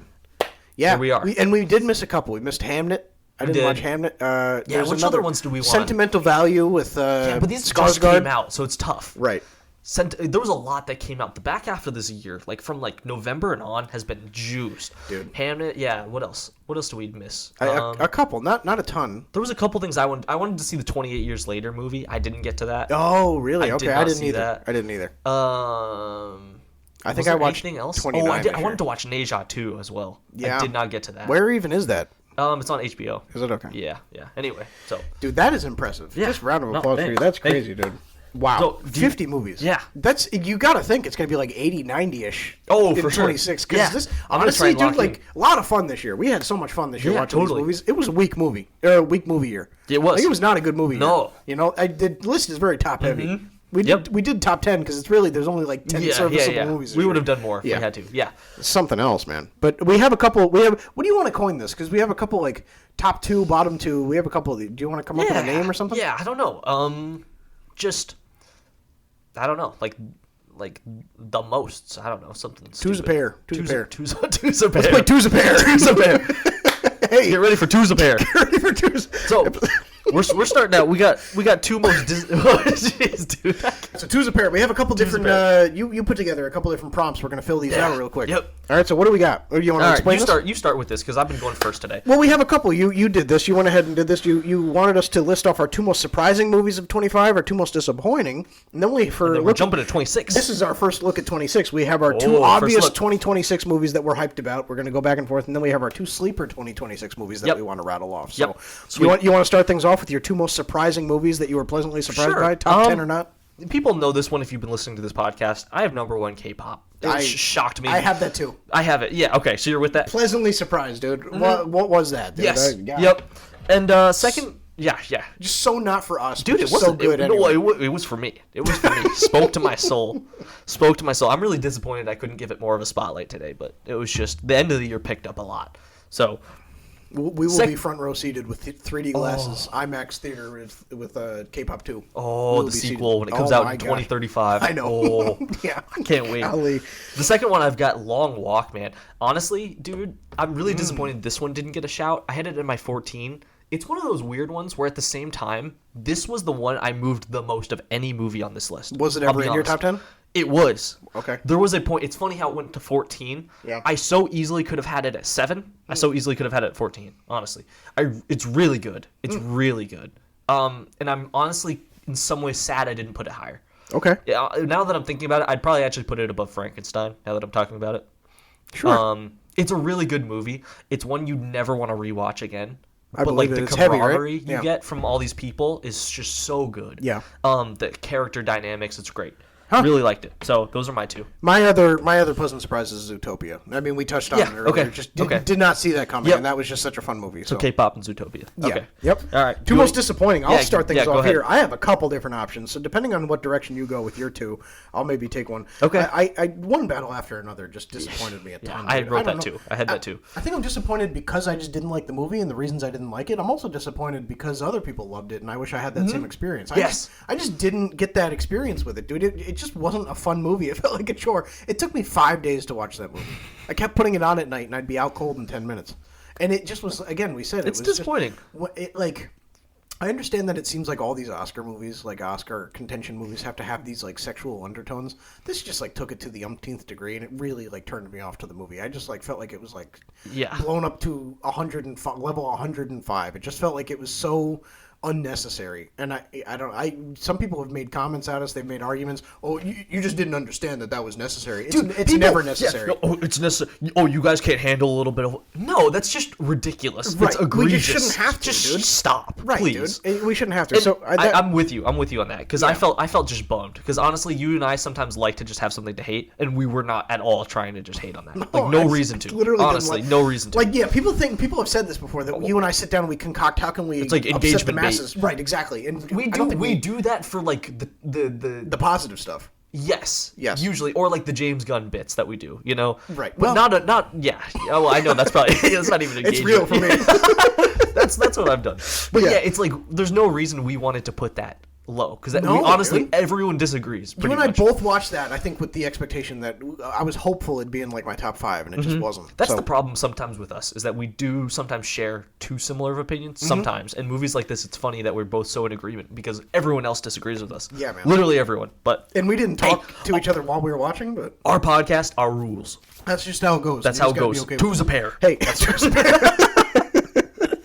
All right, so you want to give one or two years? Yeah, did you give your well, I didn't give my second one. I have a couple different ones, honestly. Go for it. I'll just rattle them off. Five Nights at Freddy's 2. I didn't have that much invested in it, but you hyped that thing up and it stunk. So it's like, that's on you guys for hyping that thing up. You told us it'd be more horror-esque, it'd be terrifying, and it'd be much more akin to the games and the vibe that those give off. No, it wasn't. It just stunk. It was what the first one did, but worse. I don't know. Captain America: Brave New World. I think I love Anthony Mackie in the role so much that I wanted it to succeed, and I walked away from it thinking that he asserted himself as the character, but I just felt like that was the only good thing it had going for it. I also love Harrison Ford, so I think I just hate any bad movie that he's in, because it feels like it gives him like a rub he doesn't deserve, And then I'd say Smashing Machine, honestly. Really? I think that I loved Smashing Machine for what it was, but I just don't think it was anything that unbelievable. Yeah, but I kind of fair. And it clearly, but did you expect it to be fantastic? I think I did.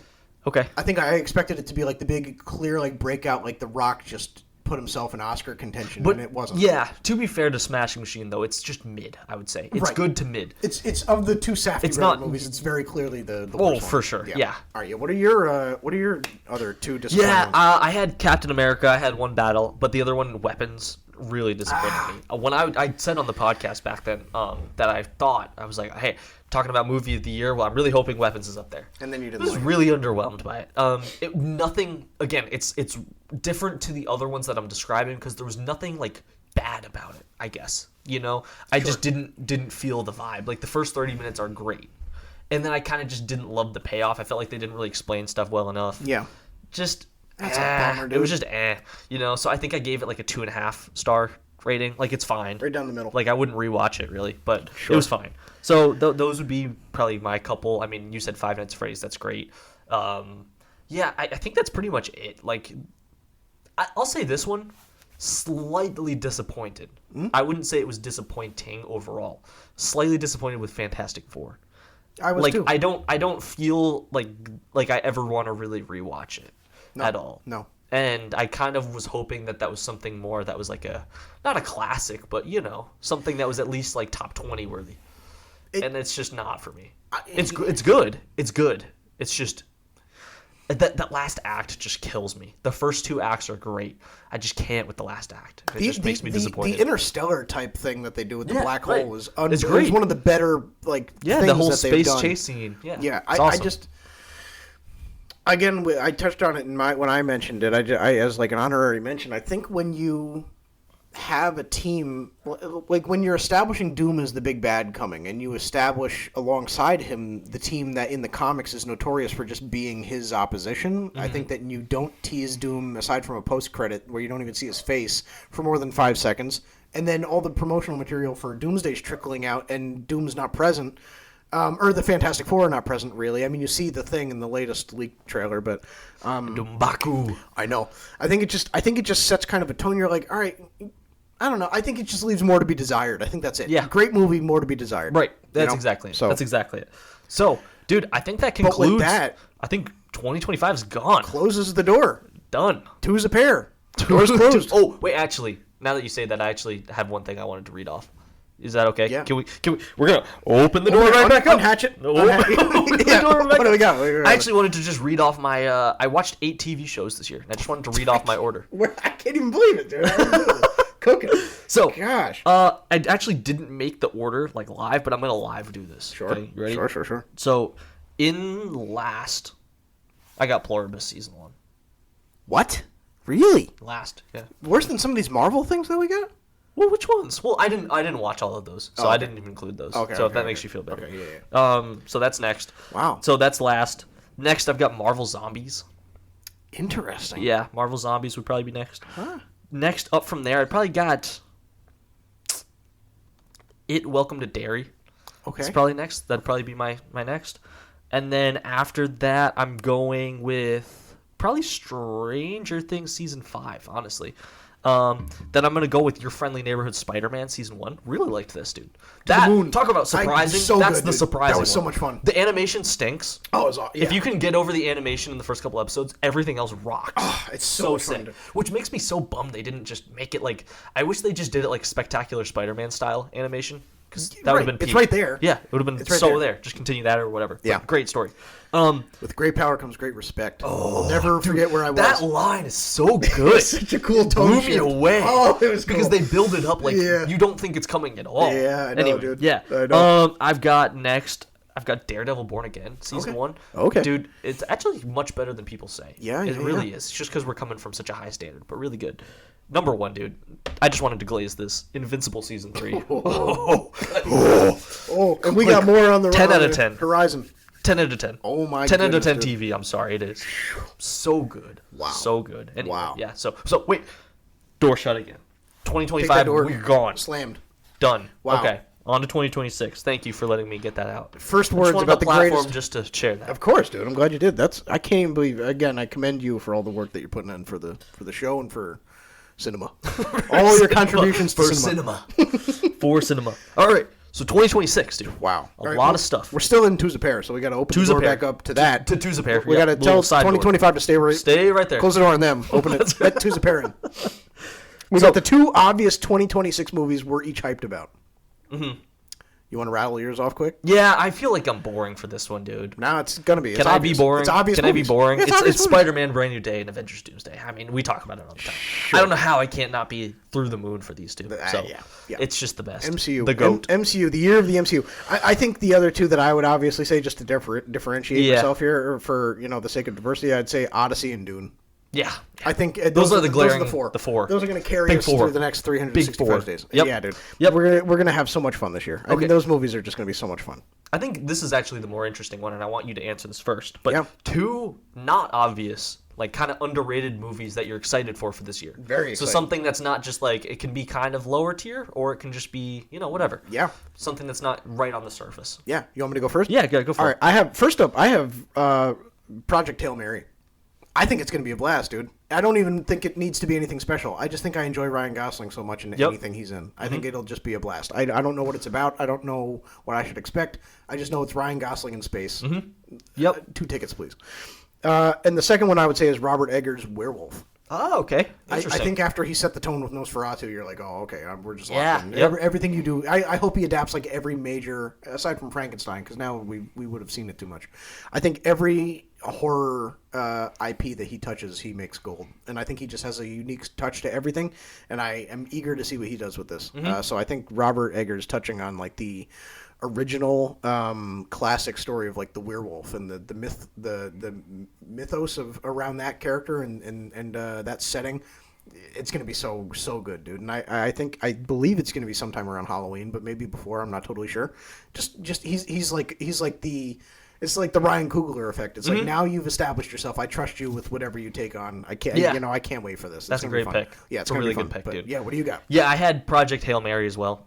Really good pick. You already said it. The other one, dude, that I'm throwing in there, because of what I just said with most surprising, also talking about Caleb McLaughlin, I got GOAT.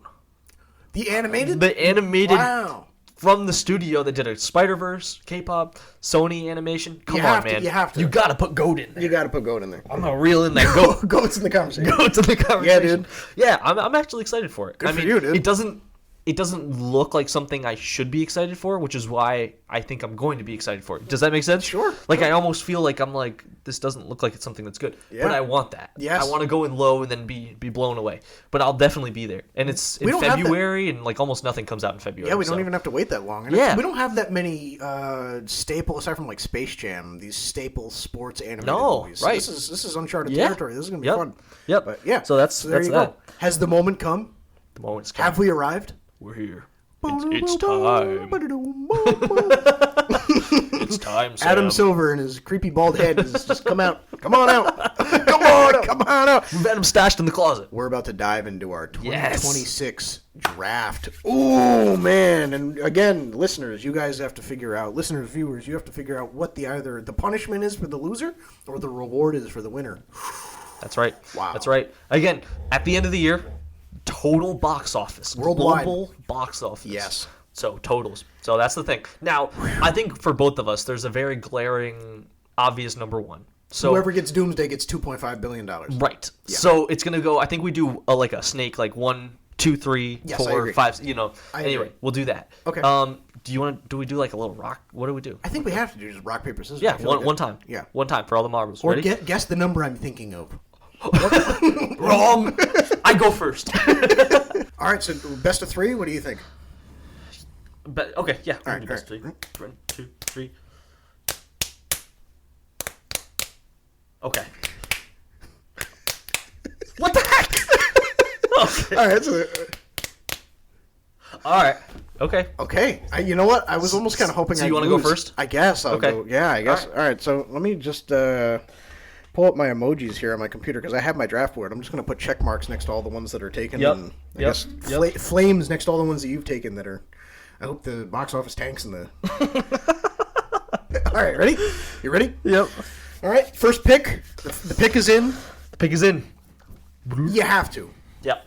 With my first pick, I'm selecting Avengers Doomsday. Good. Okay. And all the sparkles and glitter that come with that, I guess. You had to. You get the 2 and 3, which I'm almost jealous of. I was kind of hoping I'd have 2 and 3. Really? Okay. Yeah, I'm really curious. I would love to know where you were going to go with that after the draft. Yeah, I had a couple plans.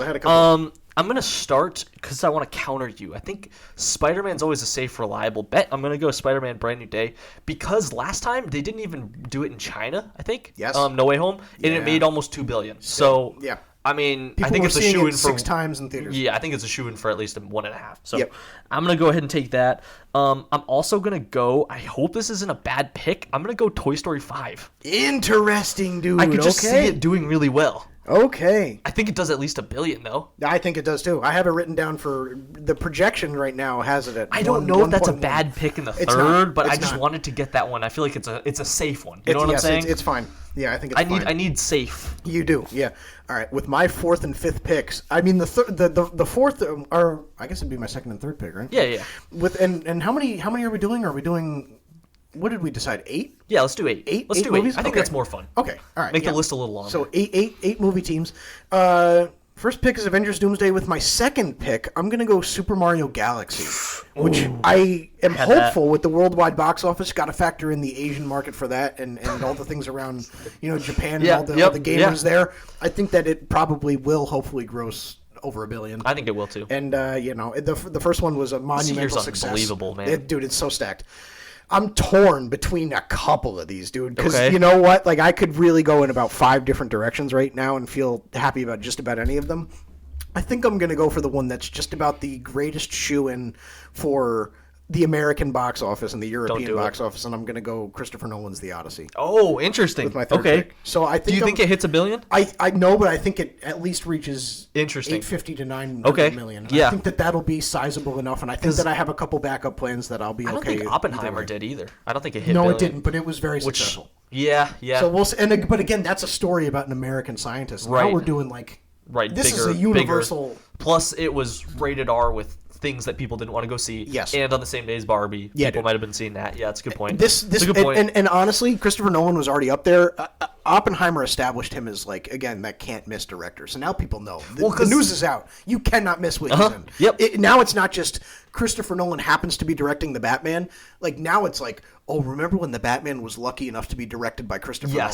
You know what I mean? Totally. Now the tone has shifted. So now it's like you have to outside of Tenet, like, he hadn't dropped something in a while, really. Exactly. And Tenet was with COVID, didn't really count. Yes. Yeah. It was like the reminder, wake-up call. All right, so now you get 2 picks back-to-back. 3 and 4. What you 3 and do? 4. I'm gonna go to the live-action Moana. I'm gonna take. Oh, dude, no. I feel good about that pick. Yeah. Dang it, dude. I was hoping to. And that's such a. I'm gonna be up all night. I don't know if this is a bad pick, no. but you know what I'm gonna go to? Don't say it. I'm gonna go to Michael. No, dude. No.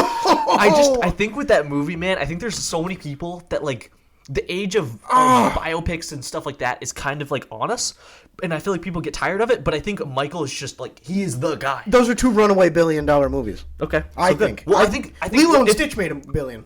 Can I say, I think I needed those picks because I think with you having Doomsday, if I didn't get a couple good ones, I think it was over. I think I just got if I torpedoed. flubbed. My boat just hit the iceberg. Good. Good.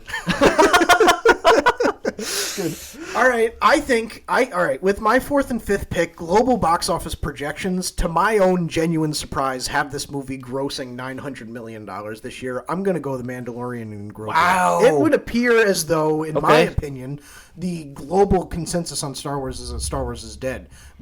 However, numbers say otherwise. I could see overseas actually doing so much better than I think domestically. So. I think so. I mean, the merch sales are still high. People are still talking about it. People are still going to watch Ahsoka when it comes out. Like, the audience is still there, and it's a Star Wars movie. I mean, how many times does that happen? I do think it's one of those cases where if it's good, it's going to do really well. Boom. Yeah. But if it doesn't, man, that's exactly. I don't know. Now I'm torn between. It's risky. It's risky. I'm torn between 3 different movies here. I think because you just took the angle of the family-friendly, family-forward movie that's a shoo-in for at least $850 million with Moana. I think I have to pivot. I was gonna go Dune Part 3, which is a guarantee, and I think I have to pivot towards one that right now is not being talked about, but I think is going to be in the conversation, and I think it's going to put family butts in seats. I'm gonna go Minions 3.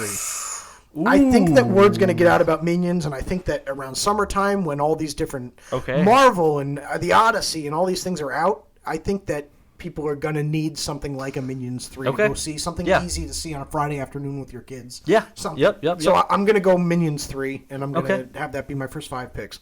Since you didn't take it, I'm going to go ahead and take Dune 3. It's I think it's a shoo-in for like 600 at least, probably. You have a great list here. I'm going to take Dune 3. Yep. And honestly, I know this sounds silly. No. It sounds silly, but I'm actually going to take Jumanji 3. No, dude. Oh my gosh. It's the first two. The last one made like $900 million. Yes, the first 2 made so much more than you think. I think I might be screwed, dude. I think I might be screwed because I made the obvious picks and you just totally, I think, tanked me. Oh my gosh, dude. Okay. All right. You next. So we have how many picks have you made now? I've made 5. Okay, I've made 1, 2, 3, 4, 5. Yeah, I've done 6. So I've got one more round. You've got 2 and then 1. All right. I mean, at this point, there's not many that are like game changers left. I think I'm gonna go with my next pick. I'm gonna go. What is this, 6 now? I'm gonna go with pick 6. I'm gonna go Supergirl. Okay. Yeah. I feel like you have to. I mean, it's not gonna be a box office smash, but it's certainly not gonna flop. You're gonna get 400-ish, maybe. I think I also have to go. I'm so bummed out that I missed out on Moana, dude. Oh, that's. Do you think I was not gonna pick it? I thought that you might wait a little bit. Yeah. And I totally should have taken advantage of it while it was there. Oh no. I'm torn between 2 right now. But I think that one of these will still be there after 2 picks. So I'm gonna go Hunger Games: Sunrise on the Reaping. Okay. I don't think it'll be crazy, but I think that the audience for Hunger Games has always been there. And it's being talked about now, and the promotional material is not even really going crazy for it. So I think that that'll be at least 400, 500 million, I hope, which is what I need right now if I'm going to come back against your back-to-back-to-back Moana, Michael, Jumanji picks. That just totally destroyed me, I think. Okay. We'll see. I'm torn where to go here. We're for sure doing 8? Yeah. Okay. Yeah. So I think, what do I have? One more? Yeah, and I've got 2 left. Okay. I have 3, or there's 4 that I'm debating Okay. for 2 slots, and I don't know where to go with this. I have 5 left, so I guess whatever. There's one I'm really debating because it's like such a boom or bust one. Okay, so I think I'm gonna go Devil Wears Prada 2. Okay. I'm gonna take that. I don't know where that lands. Sure. And then I'm gonna go with Disclosure Day to close it out. Steven Spielberg's. Spielberg. Okay. And that's gonna be my list. Okay. My last pick, I'm gonna go Hexed. It's the next Disney animation one coming up. I didn't even think It's about sneaky. that. It's or sneaky. Hopper. Hopper's is still there. I kind of am just looking at it.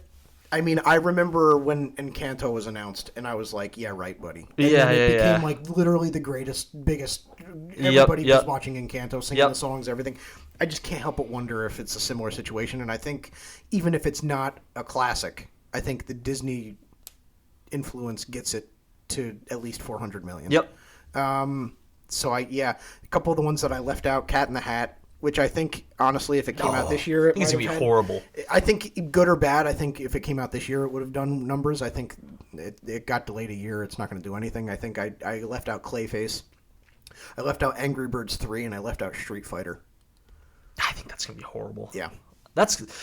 Yeah. So that's interesting, That's good dude. picks. Can you read me through your list? Yeah, so I have Avengers Doomsday, Super Mario Galaxy, That's The Odyssey, Mandalorian and Grogu, Minions 3, which I'm excited about, Supergirl, Hunger Games, and Hexed. Can I say, I think your list is really good. It's just, there's a lot of things that are like, I have no idea how it's going to go. You know what I mean? I kind of have to, I might be really pushing. I think Hexed to mine's, your ceiling might be higher.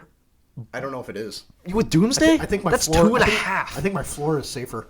You think? Yeah, I think. Do Maybe, you? I think maybe. my floor is safer. You think so? I do. Yeah. Okay. Because I've got Spider-Man Brand New Day. I think that's very safe. Toy Story 5 safe. Moana live action, Michael, Dune 3, Jumanji 3, Devil Wears Prada 2, and Disclosure Day. Oh no, dude! I think you cooked me. I'm freaking Hexed. Okay, then. Oh, dude. Oh, dude, it'll be Hexed is getting beaten out by freaking Jumanji 3. Oh no, dude! It's a. You know what's funny? Day. Why didn't I say? Do you know what's funny, dude? Do you know what's funny about these lists, dude? Is that you and I just did this whole draft, and I don't even know if it's like it's not like we just did the best quality. It's just like no. Yeah, whatever you got to take, man. No, like Jumanji, I would never take in any world, but. I can't believe one of your was your last pick the Disclosure Day? Yep. Your last pick was Steven Spielberg, a Steven Spielberg movie. I picked Hexed. Oh no. Uh-oh. All right, so are we out of time? Now it's time. I'm screwed, dude. I don't know. I really don't know how I feel. I don't know. I feel pretty happy with my list. Now the viewers I would if I were you. Now the viewers decide. Oh. Now, what happens to me when I lose? This will be fun to track though throughout the year, man. It will, dude. I should have taken Goat. Oh, I should have taken Goat. Can we talk about something that we haven't talked about on the podcast yet that I'm actually really want to touch on before we go? I can't believe I didn't get Jumanji or Moana. I'm going to be up all night. Before we send these people home, dude, we need to touch on this. Yeah. You and I had something really cool happen that we posted about, but we never talked about on here. Yeah. Dude, speaking of all the Disney animation and all this stuff, we got reached out to. Yeah, they Disney us, Animation reached out to us. Yeah, dude, like 3 weeks ago, and then they said, "Hey, we'd love to use your clip for Zootopia." Awesome for us. They posted it on their socials. Like really cool for us, and we really liked the movie a lot, and it just means a lot for them to reach out to us. And then not only then they posted it for us, and we're just really grateful and thankful to be posted on there. And hey, Disney Animation, any future thing you've got, we will 100% be there. If you got it, please invite us. Send us your Hexed merch. Please. I will rep it. We will promote it to the sun. We would just love to be part of it. So, hey, I lead worship at my church. I'll take my sweatshirt off and it'll just say Hexed on my shirt, right on the live feed. Shooting my shot right at Disney Animation. So it really is crazy, dude. Yeah. To think. I mean, you and I started this for fun. We do it for fun. That's all it really is. Yep. We just do it because we love to talk to each other and love to talk about movies. But at the end of the day, this thing is like really doing fairly good. We got posted on Disney. Dude, it's insane to think about. And I think you and I both, while we're doing it for fun, we see the potential here and we see people liking it, and it just brings us a lot of joy. Mm-hmm. And so we're so thankful for you guys, for listening and watching and commenting and supporting, and we're thankful for any opportunity that comes our way to really definitely talk more about movies in our free time. Yeah, because we'll take it. So. Mm-hmm. Yeah, we're going to keep doing what we're doing, and I'm so excited about this upcoming year. It's going to be a good one. It's going to be a lot of good stuff. Golly. Good way to say it. What do you think? You feeling good? Yeah. Feel good? Happy? Anything you're excited about? Anything else? Yeah, no, I think I'm feeling good. Thoughts? Yeah, feel good. You ready? You ready to send I got to go eat something. I'm starving myself. My New Year's resolution. Too much. But that's what they always say, right? So, I guess as always, life's weird. Timing's weirder. Somehow it still works out.